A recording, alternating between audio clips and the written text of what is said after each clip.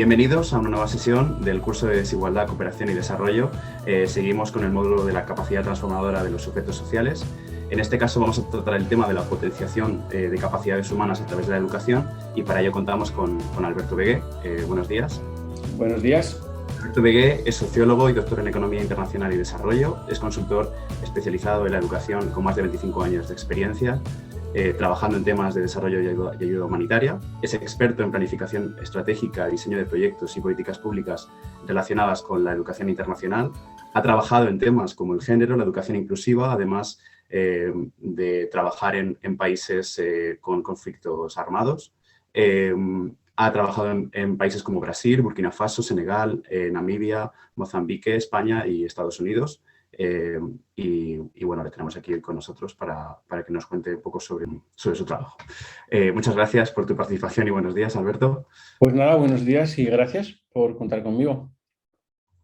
Y bueno, vamos a empezar un poco hablando sobre la educación internacional, pero vamos a hablar un poco antes del contexto histórico, ¿no? Y vamos a hablar sobre las metrópolis, ¿no? Sobre cómo antes de la etapa de descolonialización, cómo las metrópolis de alguna manera imponían su modelo educativo en las colonias que poseían y bueno, esa incompatibilidad que había entre ese modelo occidental con las culturas de estas colonias. ¿Qué nos puedes contar sobre esto? Sí, pues a ver, sin remontarnos demasiado en el tiempo, pero digamos que la época colonial marca una ruptura, digamos, en los modelos educativos que había. En cada país tenía el suyo, digamos, en el mundo.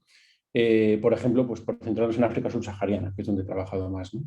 Pues había una transmisión más oral de conocimientos, muchas de las lenguas que había no se escribían, algunas se escribían en caracteres árabes, pero en general no se escribían, y transmitían verbalmente, los ancianos, digamos, transmitían a los niños normalmente, no a las niñas, transmitían oralmente los conocimientos, ¿no? Con la llegada con la colonización, los europeos, pues primero con la evangelización, por ejemplo, para enseñar pues, la Biblia, enseñaban a leer y a escribir, y también para formar funcionarios para los estados, ¿no? O a nivel local, para que personal local pudiera trabajar para las administraciones coloniales, pues también se educó a una parte de la población. Luego hay, digamos que la idea era, con muchas comillas, sacar a los indígenas de la ignorancia, ¿no? Como se decía entonces, civilizarlos. Con la descolonización, pues digamos, se rompe con esa perspectiva y la idea es una perspectiva mucho más libertadora, digamos, ¿no? Que la educación sirve para liberar, ¿vale?, al ser humano, ¿no?, al hombre, que se decía entonces. Lo que pasa es que en ese caso, bueno, los niveles de analfabetismo eran muy altos y, por ejemplo, presidentes como Nyerere en Tanzania pues planteaban el universalizar la educación, ¿no? Lo cual pues todavía al día de hoy en Tanzania no se ha conseguido, ¿no? Porque los obstáculos pues eran importantes tanto a nivel de recursos financieros como a nivel de capacidades, de infraestructura, no había escuelas, sobre todo en zonas rurales, entonces había muchas limitaciones, ¿no? Y una vez que estos países, estas colonias consiguieron la independencia, ¿cómo cambió? ¿Qué cambios se implementaron por parte de estos países?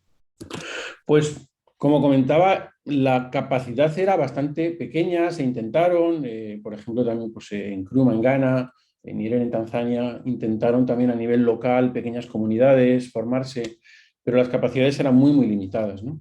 Entonces, con el tiempo, entre que había pocos recursos y que los países, las metrópolis, digamos, nunca se desconectaron, ¿no? Digamos, a nivel económico, como han explicado otros compañeros aquí, a nivel económico, las metrópolis siguieron estando trabajando o dominando, digamos, estos países. En la educación fue un instrumento más, ¿no? Entonces empezó, digamos, ahí con el instrumento de la cooperación, donde se empezó a trabajar en educación, pues igual que se trabaja en salud o se hacen infraestructuras.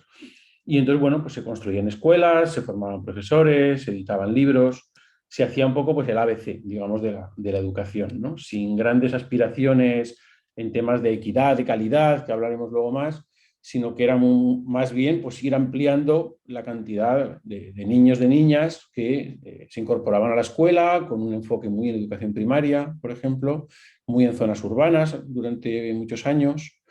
Y entonces digamos que se tardó tiempo en empezar a tener consideraciones más modernas, ¿no?, si podemos decir, que fueran más allá de escolarizar a unos pocos niños y a veces casi que para quedar bien, ¿no?, sino que bueno, que se empezó a empezó a alcanzar una envergadura mayor a nivel de países, ¿no? Para tener una definición un poco más clara, ¿en qué consiste la cooperación al desarrollo en materia de educación internacional? Pues mira, como te decía, ha ido evolucionando, ¿no? Pero la idea principal es apoyar a los ministerios de educación. Durante mucho tiempo se hicieron proyectitos, como decimos en el sector, ¿no? Se hicieron proyectos pequeños donde pues a veces unos misioneros iban a un poblado y construían 4 escuelas, una ONG en una región pues apoyaba una serie de escuelas, a veces escuelas existentes, siempre se construían escuelas nuevas, muchas veces sin contar con el Estado. El Ministerio de Educación a veces ni se enteraba ni participaba. Esa idea ha ido evolucionando, por suerte, y hoy en día la perspectiva es mucho más de reconocer que el Ministerio de Educación de cada país es soberano y ellos deciden lo que quieren hacer en su país, y lo que tiene que hacer la cooperación internacional es apoyar los esfuerzos de esos ministerios y, digamos, llenar los gaps, digamos, las brechas que tengan pues, a nivel de recursos, de capacidades técnicas. Y a mí sí me gusta la perspectiva de cooperación, ¿no? De trabajar conjuntamente. Ni vayamos a la época colonial en la que se imponía todo, ni tampoco tengamos una perspectiva de que los ministerios van a decidir el 100% de lo que se va a hacer. Ellos lo van a decidir al final, pero no tienen la capacidad muchas veces de hacer análisis técnicos, con lo cual cuentan con expertos internacionales, organizaciones, ONGs, organizaciones multilaterales, que les van a apoyar. Ya no diría ayudar, ¿no? Sería un cambio de perspectiva a apoyar, trabajar de manera conjunta y conjuntamente ver qué es lo mejor con análisis técnicos y políticos, qué es lo mejor para los niños, niñas, jóvenes de ese país y de ese contexto en concreto, ¿no? Es muy importante la contextualización. ¿Y qué dirías que ha cambiado en la educación en estos países donde se lleva implementando la cooperación? ¿Desde hace cuánto también? Porque para saber un poco cuándo empezó, ¿no? este modelo. Sí, a ver, en los 70, en los 80 había ya proyectos de educación, pero la envergadura era muy pequeña. En el año 90 hubo una reunión en Jomtien, en Tailandia, donde se creó lo que se llama Educación para Todos de UNESCO, y empezó ahí un poco un cambio de paradigma a integrar, involucrar más a los países en su propio desarrollo, vamos a decirlo así, ¿no? En el año 2000, además de la Cumbre del Milenio, en la que se establecieron los objetivos de desarrollo del milenio, en el cual había el objetivo 2 en educación, también se estableció en Dakar, en el marco de acción de Dakar, donde, digamos, se renuevan los objetivos, los 6 objetivos de educación para todos, y se le da más énfasis, más vigor a esos objetivos que iban más allá del acceso. El objetivo de desarrollo del milenio 2 se quedaba en acceder a primaria, universalizar la educación primaria, que ahora nos parece poco, pero entonces era algo que era imposible de alcanzar y de hecho no se alcanzó en muchos países en 2015, ¿no? Pero educación para todos iba más allá, incluía diferentes niveles educativos, incluía calidad, educación a lo largo de la vida, educación de adultos, era mucho más amplio. Entonces, en estos países lo que ha cambiado es que la perspectiva que había de vamos a centrarnos en primaria porque tenemos un 90% de los niños y niñas fuera de la escuela, pues afortunadamente los porcentajes han ido aumentando, cada vez tenemos más niños, sobre todo cada vez tenemos más niñas en la escuela. Algunos países que alcanzan ya la universalización en primaria empiezan a aspirar a secundaria, a preescolar, incluso a nivel universitario, tener mejores universidades. Entonces ha cambiado la perspectiva, ¿no? Y ha cambiado a nivel de la inversión que se hace en los países por los propios gobiernos y la inversión que se hace por parte de los donantes. No suele gustar mucho la palabra de los socios, digamos, ¿no? Que se suele decir hoy en día más que la palabra donante no gusta porque parece que das el dinero y te vas o das el dinero y impones, ¿no? Sino que es más eso, cooperar y trabajar juntos, ¿no? Entonces lo que ha cambiado es que, por ejemplo, cada vez hay más niñas, cada vez se tiene más en cuenta los niños y niñas con discapacidades, que antes no se tenían en cuenta, se les metía, pues como pasaba en España también en los años 60, 70, se metía a los niños con discapacidades en centros especializados y estaban casi marginados, ¿no? Sino que se les integra en la escuela normal, vamos a decir, ¿no?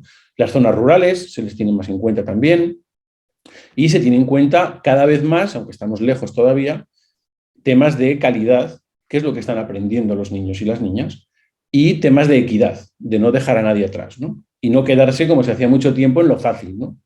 Como decir, no, esa región está ahí muy lejos, no, deja, vamos a quedarnos aquí en los alrededores de Nairobi hacemos 4 escuelitas y tenemos un proyecto que nos queda estupendo y conseguimos resultados rápidos, ¿no? La idea ahora es mucho más amplia, mucho más difícil y mucho más desafiante y requiere muchos más recursos. Alcanzar a todos los chavales de todas las zonas de los países, ¿no?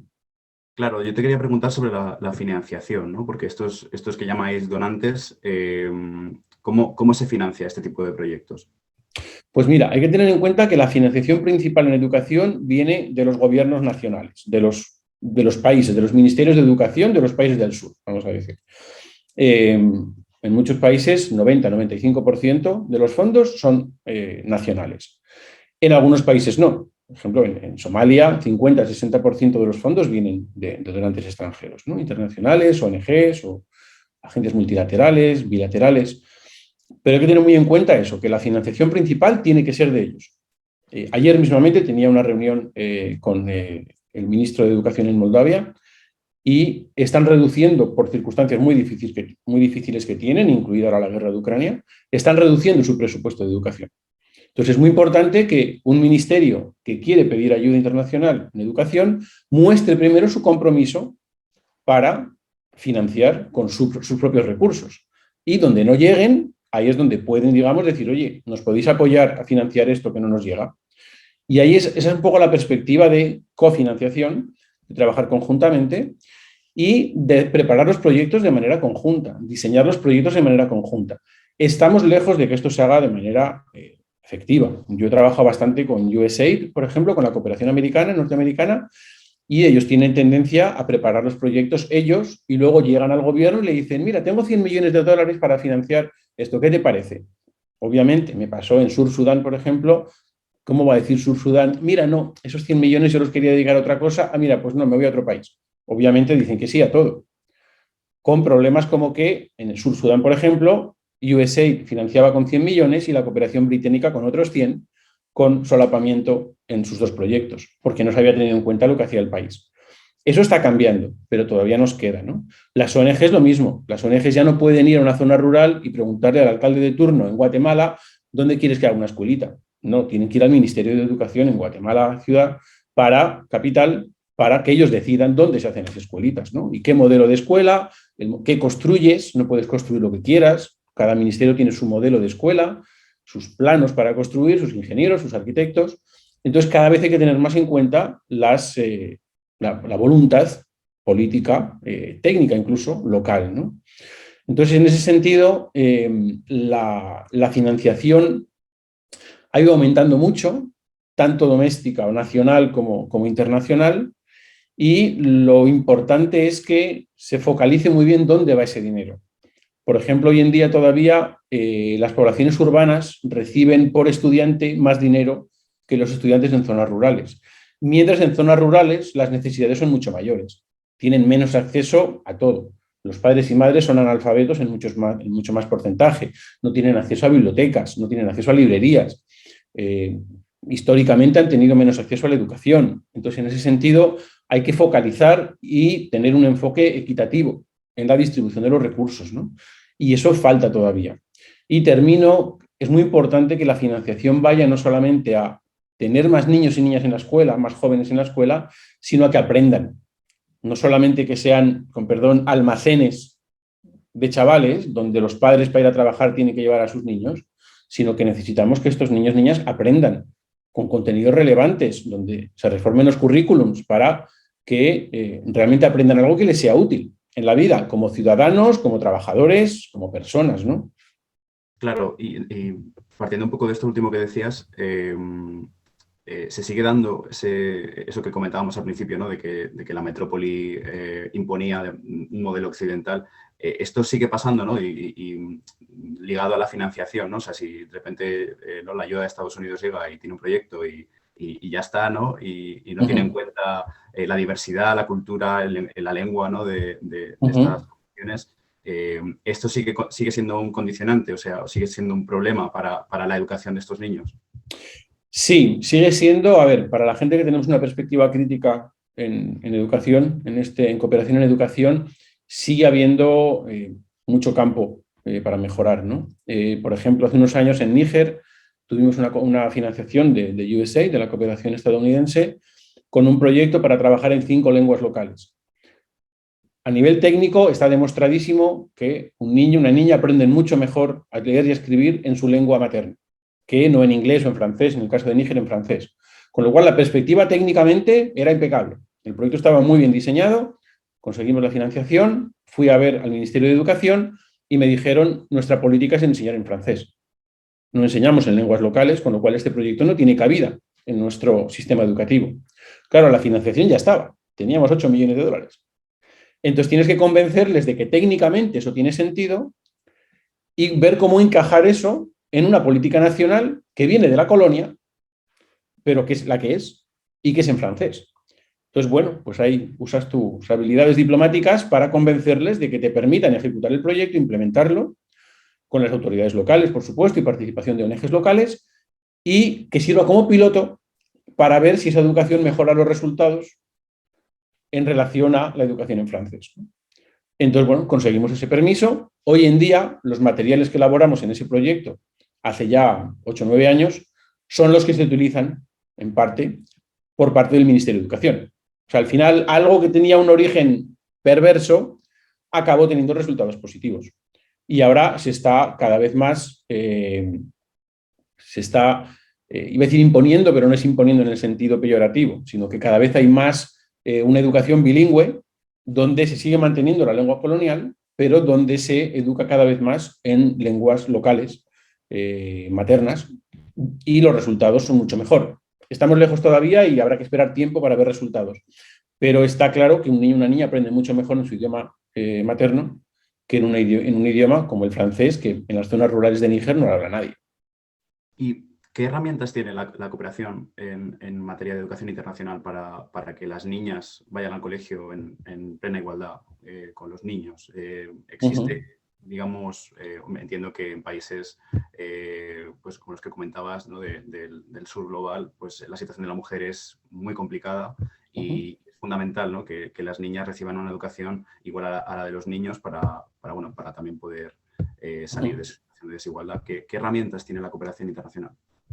Pues mira, yo creo que una cosa muy importante es que en estos últimos, pues eso, llevo 25 años trabajando en cooperación y yo he podido ver el cambio de cuestionarse incluso en algunos países que las niñas tienen que ir a la escuela, que no tienen que ir los niños, las niñas tienen que trabajar en casa, en cuando tienen 6 años tienen que ir a buscar agua, tienen que ir a buscar madera, tienen que cuidar de los hermanos pequeños. Ha cambiado mucho. Yo he visitado zonas rurales en todo este tiempo donde había más resistencia y esa resistencia va cayendo rápidamente, afortunadamente, donde se ve pues, un tema de derechos. Los derechos no son de los niños, son de los niños y de las niñas y de los jóvenes a la educación. Y se ve además la utilidad. Se ve que muchas veces la única manera de salir de la pobreza para mucha de esta gente es a través de la educación, que tiene un coste. Muchas veces esos niños y niñas se van a ir del pueblo, pues como pasaba en las zonas rurales de España. Si es que no digo que haya que seguir lo que hicimos en España, no estoy diciendo eso, pero para entenderlo, mi padre se educó en un pueblito en La Rioja y acabó saliendo, se tuvo que ir, pero consiguió una vida mejor que la que podía haber tenido si se hubiera quedado en ese pueblito, ¿no? Entonces, en ese sentido, la sensibilización que se ha hecho durante muchos años para que las niñas fueran a la escuela está funcionando. Hasta el punto de que hay países, por ejemplo, estuve en Camboya hace unos años, hasta el punto de que hay más niñas que niños ahora en la escuela. Y ahora tenemos el problema inverso, es ¿qué hacemos para que los niños no se descuelguen?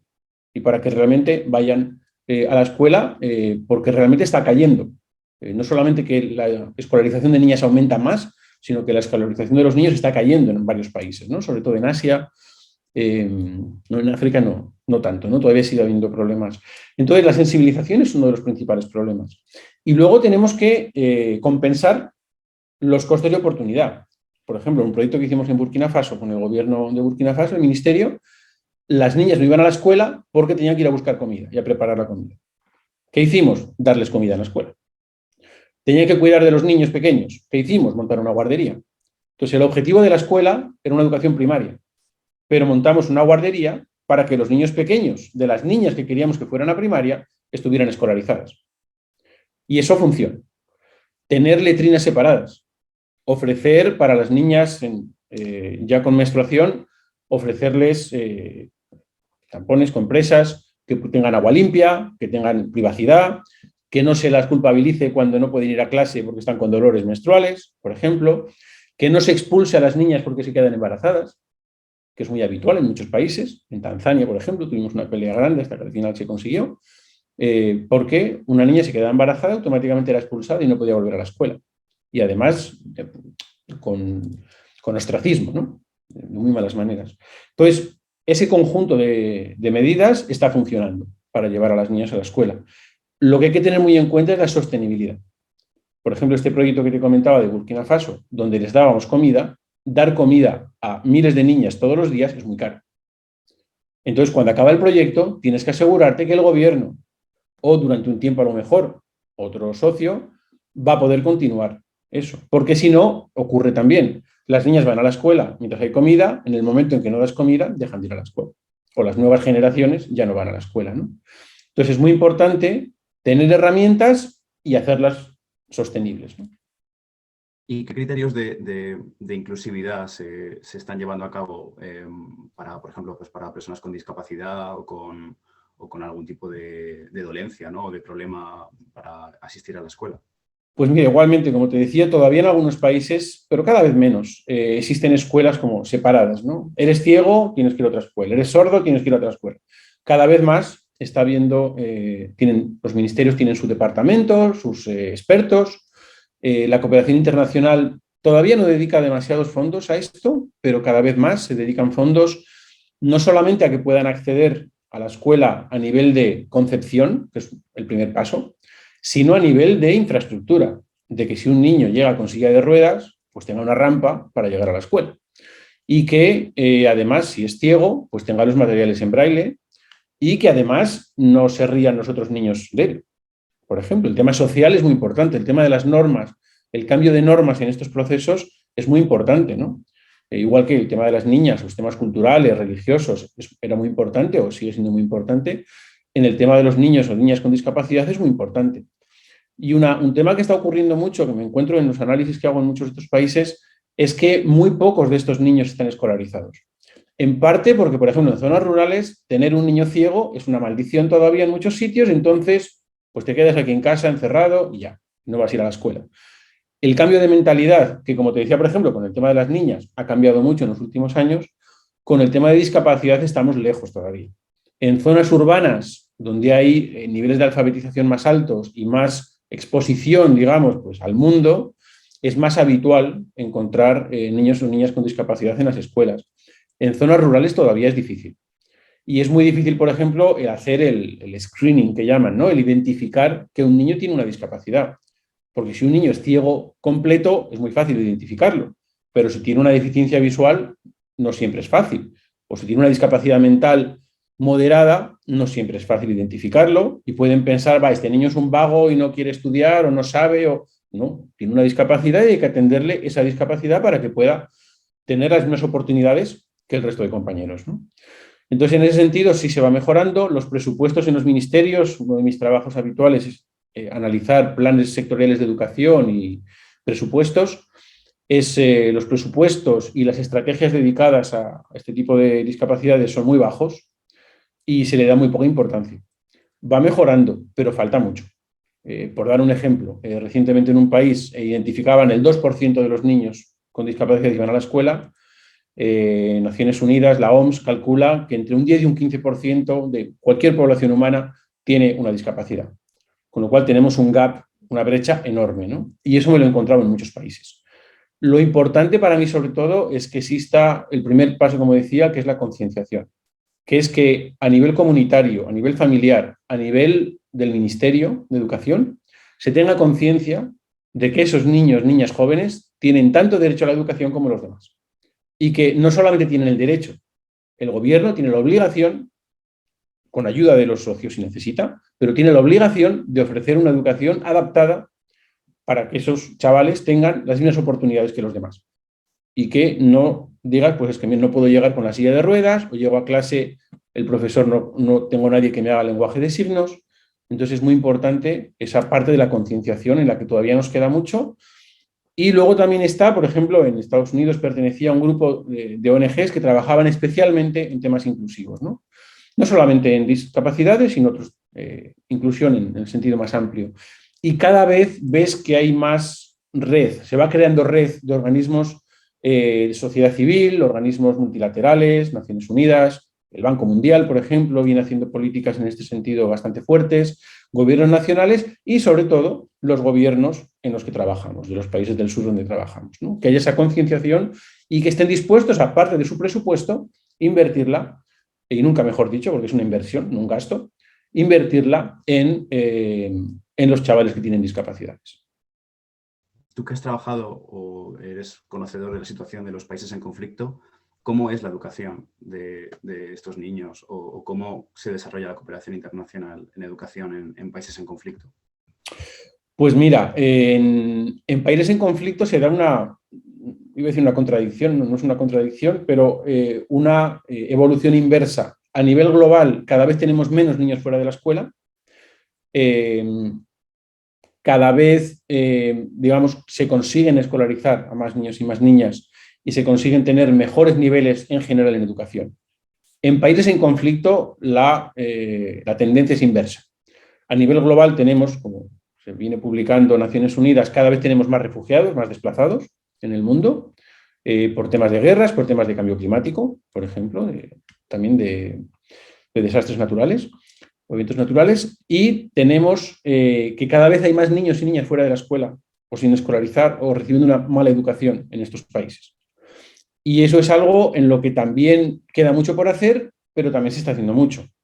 Tenemos, por ejemplo, ahora que estoy trabajando recientemente en Somalia, aparte de los bajos niveles de educación que hay de los chavales que viven en zonas en paz, vamos a decir, que no son muchas en el país, pero en donde viven en zonas en conflicto, personas familias que están desplazadas pues, por el conflicto y recientemente, por ejemplo, por la sequía, que llevan varias sequías en los últimos años, está habiendo, calculan 2 millones de personas desplazadas sobre una población de 16 millones, por ejemplo, y hasta 7,7 millones, 7,7 millones de personas que están desplazadas, que están con necesidades, digamos, incluida la educación. Entonces, claro, la envergadura es tal que no se consigue la financiación para atender a estas personas. En el sentido de que para responder a emergencias, los gobiernos nacionales muchas veces no tienen recursos, menos un gobierno como Somalia, ¿no? Que no es casi ni gobierno, digamos. Pero los recursos que se necesitan son ingentes, ¿no? Mientras que, por ejemplo, históricamente, y vienen no cambiando en los últimos 20 años, solo el 4% de la ayuda oficial al desarrollo, perdona, de la ayuda humanitaria se destina a educación. Globalmente, en ayuda oficial al desarrollo es entre el 7 y el 10%. En ayuda humanitaria es el 4%, pero en muchos lugares no se destina ni el 2 ni el 1%. Recientemente veía los documentos de solicitud de fondos en Somalia para educación y veías cómo en salud, por ejemplo, habían conseguido pues, 40-50% de los fondos, en infraestructuras, en agricultura. En educación no se conseguía nada. Es muy, muy difícil conseguir fondos y a pesar de esto, bueno, yo vengo trabajando en educación en emergencias muchos años. Hay una evolución clara a nivel de conceptualización, de pensamiento, pero a nivel práctico no tanta, de considerar la educación como una prioridad. Sin embargo, por ejemplo, estuve en 2010 en Haití después del terremoto y a los pocos meses se hizo una encuesta, el PNUD hizo una encuesta a la población en Puerto Príncipe y la educación aparecía como segunda prioridad después de comer, obviamente, ¿no? O sea que incluso después de un terremoto tan catastrófico, la educación era la segunda prioridad. Y esa encuesta se viene repitiendo en otros países donde la situación realmente no... Hay gente que podría decir, la educación no es una prioridad, tienen que sobrevivir. La educación es parte de la supervivencia de esta gente. No es un lujo, es algo que necesitan para salir adelante y no verse en esta situación en el futuro, ¿no? Sí, sí, totalmente. Aparte, además, cuando se escuchan discursos xenófobos, ¿no? De anti-inmigración, ¿no? Realmente no se pone el foco, ¿no? En que esta gente tiene que huir de sus países porque no les queda otra, ¿no? Porque no tienen más remedio. Lo que ellos desearían es crecer en su país, crecer, desarrollarse como personas, como familias, ¿no? Realmente construir su propio país, ¿no? Sí, sí. Y la educación pues, tiene obviamente un rol fundamental, ¿no? En esta construcción, como dices bien, de su propio país, pues la educación es fundamental. Sí se ven, por ejemplo, estoy pensando ahora, en Ghana, por ejemplo, en algunos otros países que he trabajado, te encuentras un ministro de Educación o un secretario de Estado de Educación formadísimo, a veces con su doctorado, Sí. te cuentan su historia y es gente que viene de la nada, gente que viene de un poblado local, de un poblado rural, te cuentan soy la primera persona que terminó secundaria en mi familia o la primera persona que consiguió la universidad, mis hijos son los primeros que han ido a la universidad. Entonces te encuentras historias de éxito, como dicen, ¿no? Refugiados en Sur Sudán, por ejemplo, que me encontré, antiguos niños soldado que llegando a un campo de refugiados consiguieron educación primaria, secundaria, y en una reunión con ellos me decían, no nos vale con educación secundaria. Mis padres no pudieron hacer ni primaria, pero yo he hecho primaria, secundaria, veo lo que puedo conseguir con educación. Quiero ir a la universidad, quiero tener un empleo bueno, no quiero seguir trabajando en empleos precarios, economías de subsistencia, sino que quiero realmente salir adelante, salir de la pobreza, sacar a mi familia de la pobreza, sacar a mi comunidad de la pobreza. Y la educación no es el único medio, por supuesto, y solo con educación no se conseguirá, pero es un medio muy bueno, privilegiado, para que realmente se pueda romper el círculo de la pobreza, como se suele decir, ¿no? Ya para ir terminando y cerrando un poco la entrevista, te quería preguntar sobre la situación del COVID-19, de la pandemia. ¿Qué desafíos plantean esta situación que llevamos viviendo ya 2 años, pero que todavía en Occidente parece que esto se ha acabado, pero realmente en el resto del mundo el acceso a las vacunas, a los tratamientos más básicos es bastante difícil, ¿no? ¿Qué tipo de desafíos encontramos, ¿no? con esta situación de crisis sanitaria? Pues mira, la pandemia ha cambiado la perspectiva en el sentido de que yo me encontraba países que me decían, no, no trabajamos en educación en emergencias porque aquí nunca tenemos una emergencia, ¿no? Países estables, donde hacía mucho tiempo que no había una guerra. Hoy ya no hay ningún país en el planeta que pueda decir eso, porque el 100% de los países del mundo se han visto enfrentados a una emergencia con más o menos gravedad, pero ahí está, ¿no? Lo cual, digamos que se puede sacar la parte positiva de que los ministerios de educación a partir de ahora tienen que prepararse para futuras contingencias, que pueden ser una enfermedad o puede ser un conflicto armado o que puede ser un conflicto, un desastre natural, ¿no? Pero es muy importante que se tenga en cuenta, que se hagan planes estratégicos, que se hagan planes de contingencia, ¿no? Otro tema importante es que se ha visto la necesidad de Internet, por ejemplo, de tener tecnología. La importancia de que si no puedes ir a la escuela, tienes que seguir recibiendo educación. Educación no es igual a escuela. Entonces, en Europa se ha conseguido bastante, en Estados Unidos, en Canadá, en Japón, en Australia, se ha conseguido bastante seguir más o menos normal las clases. En Uganda han estado las clases cerradas durante 2 años. Y no sé exactamente, pero en Uganda a lo mejor tiene acceso a Internet un 25, un 30% de la población. En zonas rurales, un 5, un 10. La gente no tiene tablets, no tiene laptops, no tiene iPhone muchas veces. Entonces, y además los ministerios de educación no estaban preparados para ofrecer esa educación. Los profesores, los docentes no estaban preparados. Hay muchísimos materiales. UNICEF preparó documentos rapidísimo, UNESCO prepararon materiales, currículum, estaban disponibles. Los docentes no estaban preparados. Las familias no estaban preparadas tampoco. Entonces, ha sido un desafío muy grande. Y un desafío muy grande que ha habido es, en temas de equidad, es que la brecha que había ya en educación entre pobres y ricos, entre zonas urbanas y zonas rurales, entre niños y niñas, se han agrandado. Sobre todo en temas de violencia de género, hay estadísticas escalofriantes de la cantidad de niñas que han sido, que han tenido abusos, tanto en la casa como en la familia, como en la comunidad, mientras no iban a la escuela. La escuela en muchos lugares es un lugar seguro. Un lugar durante X horas las niñas están seguras.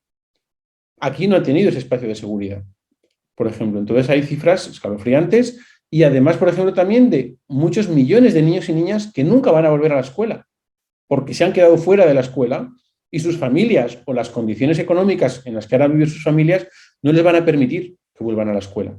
Y eso es una tragedia.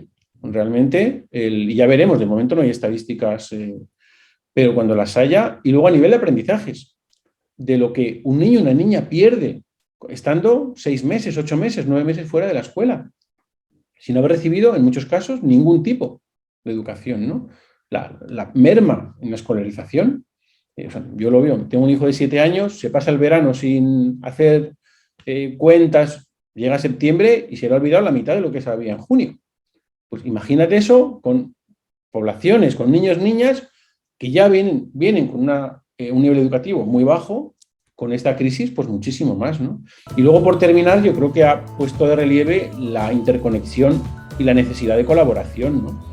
Entre países, no solamente en cooperación, sino entre los países, aprendizaje sur-sur, para poder aprender conjuntamente y salir adelante de crisis de este estilo, ¿no? Pues sí, la verdad es que es una situación sí, un poco a veces demasiado. Pero bueno, ojalá esto pronto se vaya acabando y a ver si se consigue por lo menos revertir, ¿no?, esta situación que ha creado la pandemia. Pues en eso estamos. Muchas gracias por tus respuestas. Te agradecemos enormemente que hayas compartido con nosotros tus conocimientos y tu experiencia y nada, que ha sido un auténtico placer. Pues nada, el placer es mío y muy honrado de participar en esta serie de entrevistas, ¿no? Y de volver a ver compañeros, compañeras con las que trabajé hace tiempo en este curso.